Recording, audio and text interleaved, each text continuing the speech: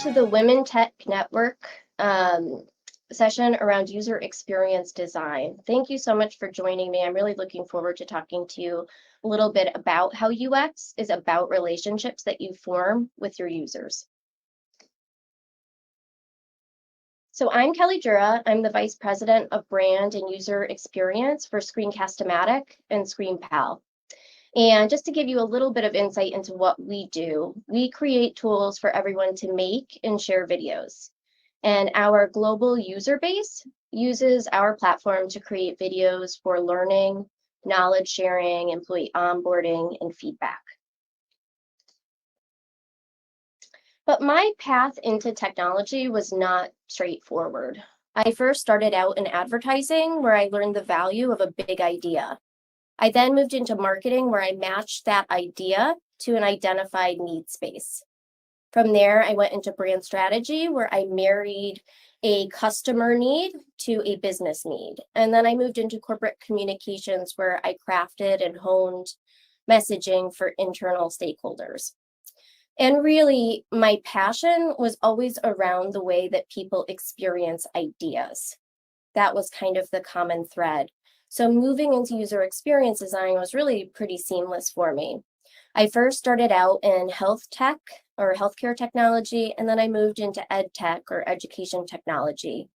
And really my focus has been how people experience ideas across a product lifecycle. And about 4 years ago, I really found a home in Screencast-O-Matic and ScreenPal. So normally I would not talk so much about my background, but I think that this is really important in adding some context into how I've shaped my perspective on user experience design. A few years ago, there was this shift from user experience or UX design to product design. That was kind of the hot new title. And to me, that was really unfortunate, because product design is only one aspect of user experience. User experience design isn't just about having a product that looks good or tests well. It's about creating an experience that builds trust and establishes a relationship with your users. User experience is about that relationship with your users. And your customer expectations can really only be met through this highly orchestrated, consistent experience at every touch point. Every interaction that you have with your audience contributes to this overall experience.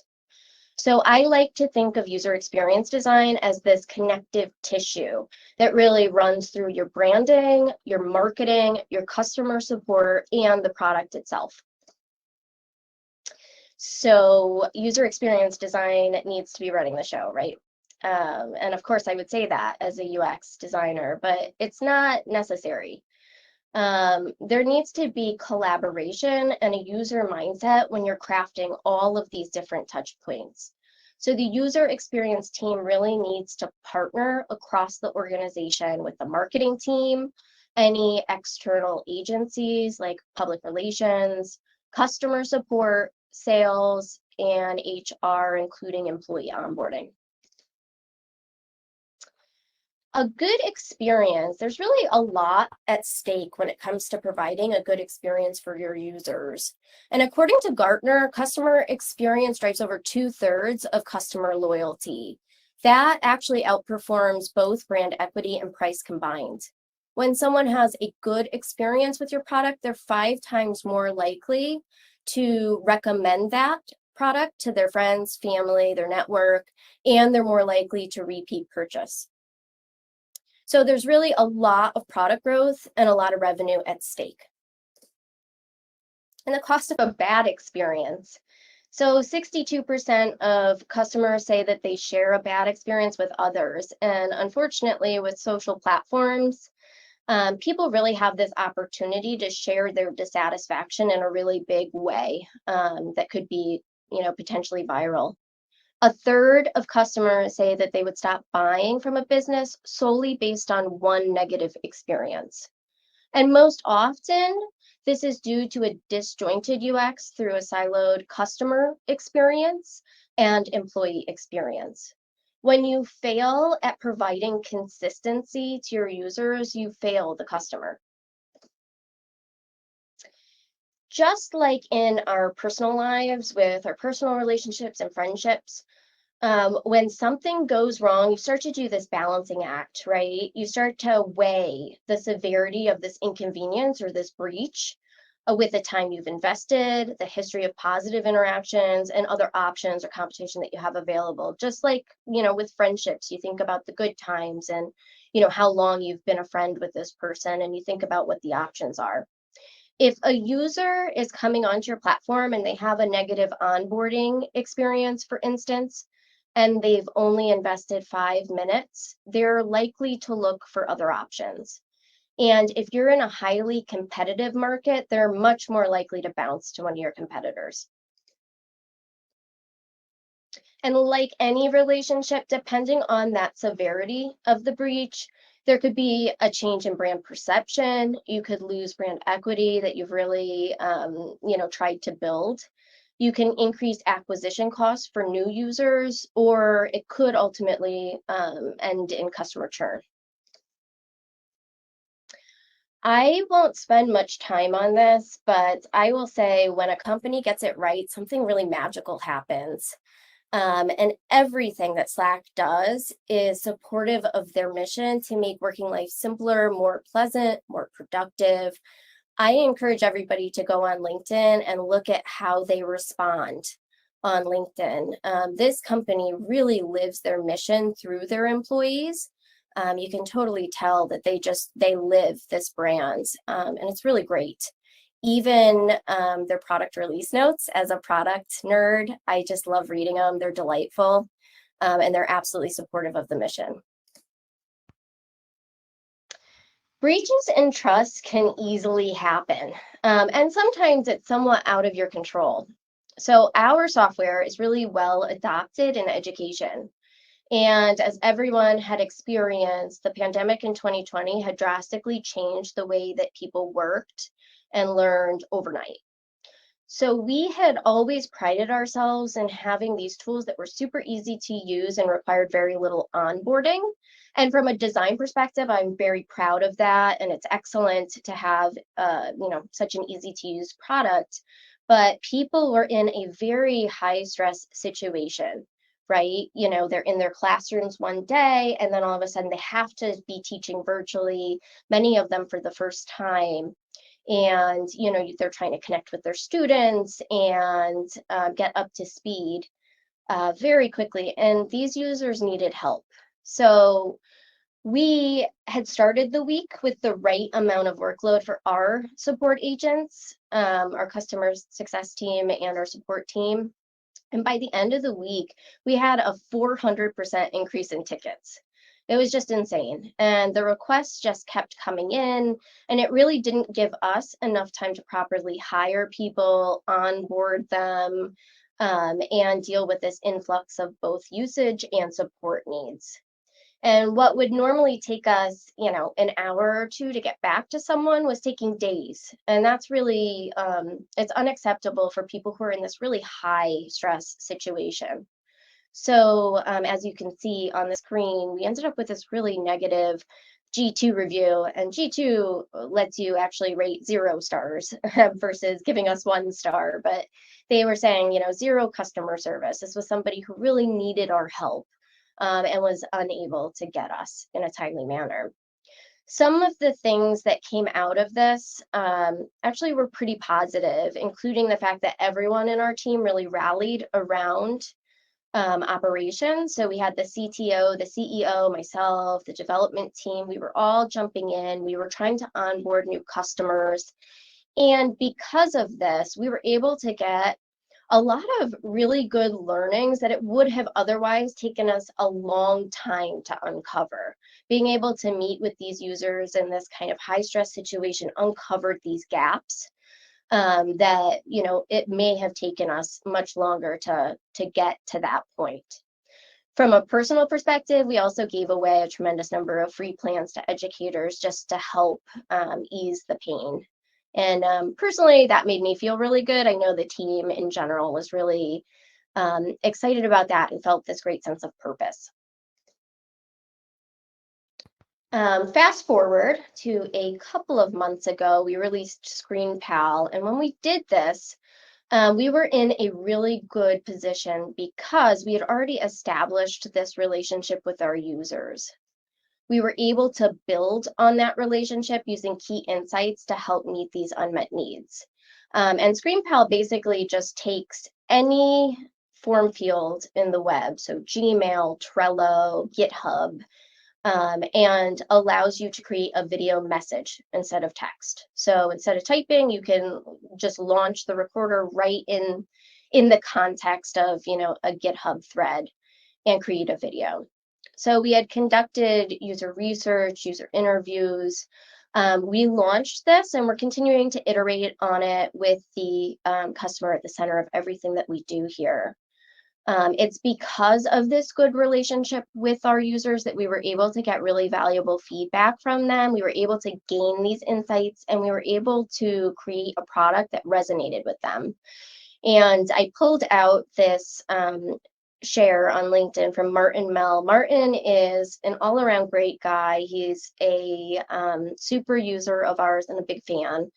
And he puts that he's so proud of my strategic partner's ability to read the room and bring us something we really need to change the way we mentor, interact, and succeed. And there are two pieces of this that I just love. I love that he's calling us a strategic partner. And I think that that's absolutely genuine. I feel that too. And I also love the fact that he's saying, ability to read the room. I don't know that we were really reading the room so much as we were listening to our users. Our users were giving us really good insights and really valuable information, and we were able to turn that into something that really resonated for them. So now you're asking, how do you get it right? How do you provide this consistent experience for your users? There are a couple ways that you can avoid inconsistencies. And one, and probably most important, is that everyone on your team needs to act as a voice of the customer.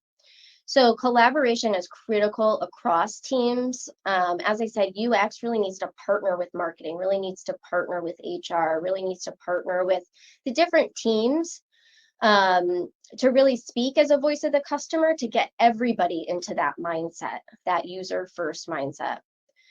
You need to eliminate bias on the team with data. Anytime you feel a conversation is, steering towards bias or someone has a hypothesis, that's all valuable, but bring data, bring an insight from your customers, and bring your team closer to the customer.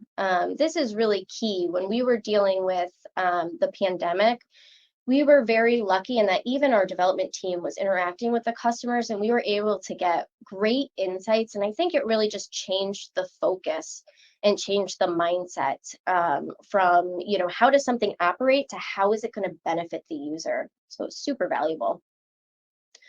Dynamic customer journey mapping. You should really review your journey mapping every 6 months, or after a significant product update or a feature launch, or you have new intel. And when I'm thinking about new intel, I'm thinking about a new buyer persona that's been uncovered, or maybe there's a change in the landscape. In our case, we dusted off those customer journey maps when people really quickly needed to work and learn remotely. That was a good opportunity for us to look at those and improve the experience. The other kind of way to avoid inconsistencies in the experience is to really pass content, marketing content experience, pass it through a filter. So does this have value for our audience, and does it sound like one voice? So if you think about your brand or your product as a person, does it sound like it's coming from this person? And I know that this can sometimes be challenging because when you're developing content, for instance, you might be thinking of keyword optimization and SEO and business objectives.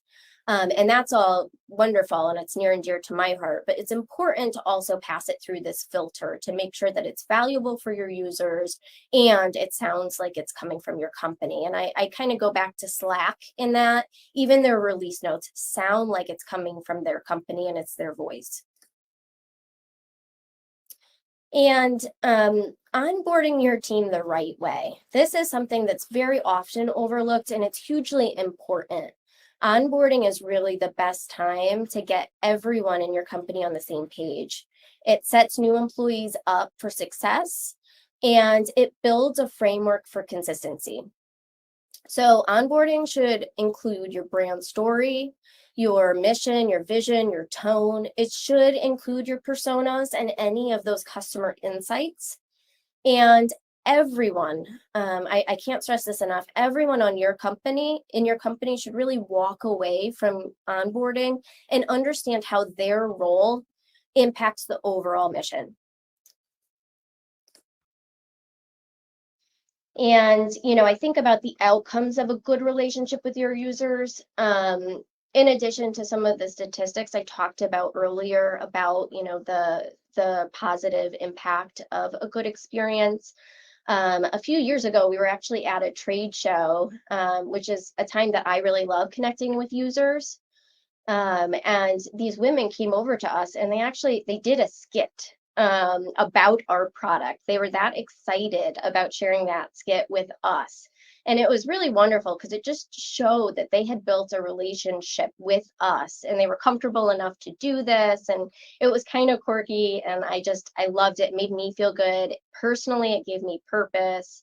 And it was absolutely wonderful. But, the when you look at the outcomes of a good relationship, that feedback, that trust, that transparency, it leads to much better feedback, which leads to a greater team focus. And ultimately, it leads to better products. So with that, I just want to say thank you. I'm honored, I'm humbled to have the opportunity to present to you and alongside some really impressive people in technology. With that, I will open the floor. We have a couple minutes if anybody has any questions. And you can also reach out to me on LinkedIn or send me an email. I'd love to connect with you and hear your thoughts on this.